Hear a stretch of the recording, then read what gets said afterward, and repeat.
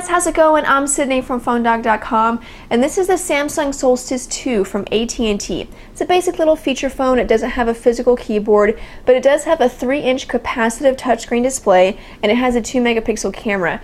Now, actually, I'm very impressed by this feature phone. It performed very well, and even though it doesn't have a physical keyboard, the touchscreen was responsive enough to where you could do some light texting if you wanted to. And overall, just as a feature phone for someone that needs a phone for basic functions but that adds some style to it, it was a great phone. So it's available from AT&T for $29.99 on contract. I'm going to do a full review and give you some more details on it, but it's a Samsung Solstice 2 from AT&T. I'm Sydney from PhoneDoc.com. Let's go check it out. So as far as cell phone goes, the Solstice 2 is pretty basic and also very, very similar to the original Solstice. It has pretty much the same specs. The only difference is that you're given an updated hardware design. So if you're looking for, a better phone or an upgrade from the Solstice, you're really not going to get that, but it is an upgraded design. So basically you have the 3 standard buttons at the bottom for talk, send, back, and then end and power. A dedicated camera button. This is a sort of task menu button, and then this is a nifty feature that I really like because it's basically the screen lock and unlock slider. So you can slide down to lock the screen or slide it down to unlock the screen, which is really nice because with a lot of Samsung devices, whenever the screen is locked, you have to do a long hold on the lock icon right there. And just, sometimes it can get a little frustrating. On a lot of other phones, and especially smartphones, you can just press a button to unlock it. So having to do the long hold can sometimes, be a little annoying to some people. So it's nice to have just the slide down to lock and then slide down to unlock. There is no 3.5mm headphone jack or 2.5. You do have a micro USB port, which you can buy a set of headphones if you really want to. You could buy a set of headphones for that, but it doesn't come with one. It does have a micro SD card slot underneath the battery cover. It doesn't ship with a card, but it does support up to 16 gigabytes. It's right there. It supports up to 16 gigabytes of memory. While I have the battery cover off, I'll show you the battery. It's a 1000 milliamp hour battery, and I was very impressed. Let me lock the screen here. I was very impressed with the battery life. It lasted, nearly a week on standby, which is pretty good, just for phones in general. A lot of times with smartphones, you only get maybe 2 days of use out of it. So in general, feature phones tend to have better battery life, but even for a feature phone, I got excellent battery life. And then you have the 2-megapixel camera. Doesn't have flash or autofocus. Has panorama mode, smile detection, different brightness features and things like that. But other than that, it's a pretty standard camera.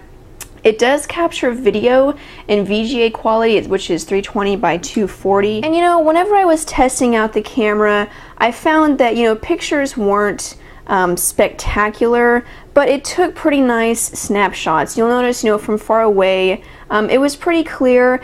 That the camera is the phone is the right size to where it just feels really comfortable.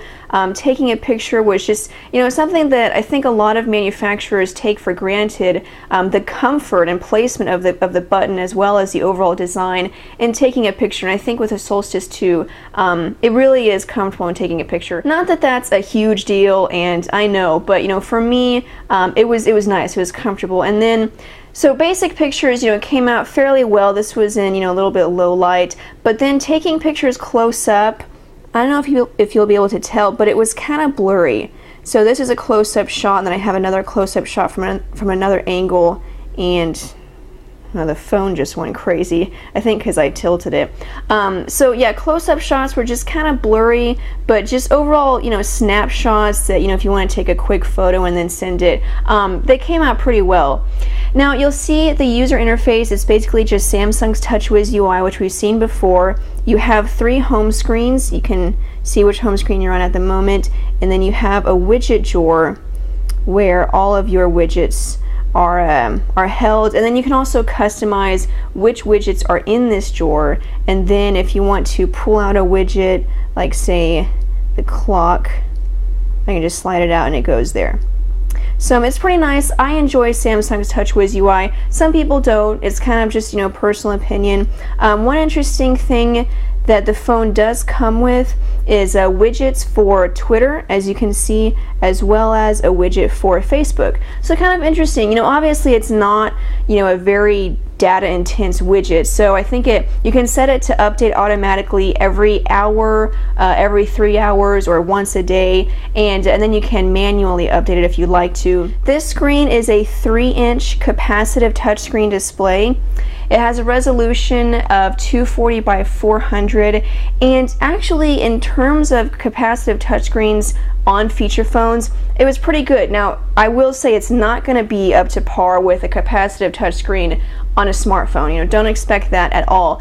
But when I was comparing it to other phones, other feature phones that have a capacitive touchscreen, like for example the Pantech Crux, which also has a capacitive touchscreen, you know, typing and the experience on the Crux was not very good, whereas on the Solstice 2 is definitely better. And so, you know, while it doesn't have a physical keyboard, you're going to have to use a virtual keyboard. You know, for that reason, I wouldn't recommend it for heavy textures. But if you do want to use it for that, it would be okay. You know, again, going back to the Crux, not a very good capacitive touchscreen, so I would not recommend it at all for any kind of text messaging, unless it's just, you know, kind of sporadic and here and there. But this capacitive touchscreen was actually better. You know, it doesn't support multi-touch. It's going to be a little laggy, so it won't catch every letter that you type. But, you know, compared to others, it was pretty good. So you know, it's not really a messaging phone, but like I said, if you want to use it for some occasional messaging, I think it wouldn't be as bad as other feature phones that I've used. So let me finish typing this out. Quick brown fox. And of course, you're going to have to type a little slower because there's no multi-touch, so every letter has to be put in perfectly.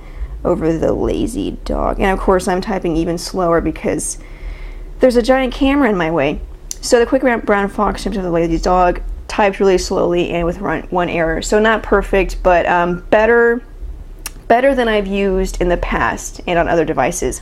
It does have threaded text messaging. If you go to messaging, it's organized by inbox and outbox, but also by conversations. So if you don't like threaded, then you do have the option to view them, you know, unthreaded, I guess is the word, but you can view it by conversation, and it's shown in little speech bubbles there. So very nice. So let's go to the menu and we'll look at just a couple of other features that the phone comes with. AT&T Navigator, SocialNet, Yellow Pages Mobile, AT&T Music, mobile web. You know, all of these features, especially the browser, one, you're going to have to pay for data. Two, they're not going to be that great. The browser, you know, I wouldn't recommend using it for heavy browsing. If you want to do something really quick and simple, like, you know, go to ESPN's mobile site and just check out the scores really quick or something like that, it would be fine, but, you know, I wouldn't recommend it for heavy browsing. Same thing with mobile email. You can get your email to the phone.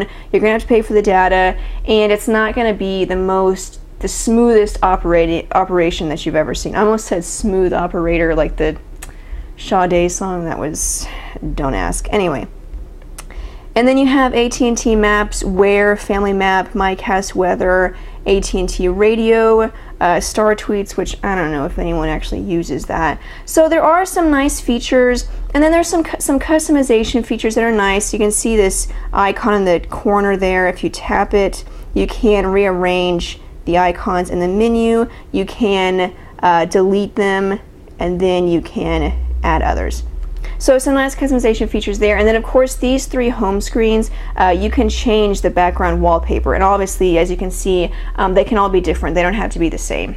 So that's pretty much it, guys. It's the Samsung Solstice 2 from AT&T, and overall, you know, I'm very impressed. It is still a basic feature phone, so I wouldn't recommend it for people who want a lot of media capabilities or are going to do a lot of texting. But still, for a basic feature phone, I think it's great, and better than some of the other options on AT&T. I'm thinking of, you know, most recently the low battery.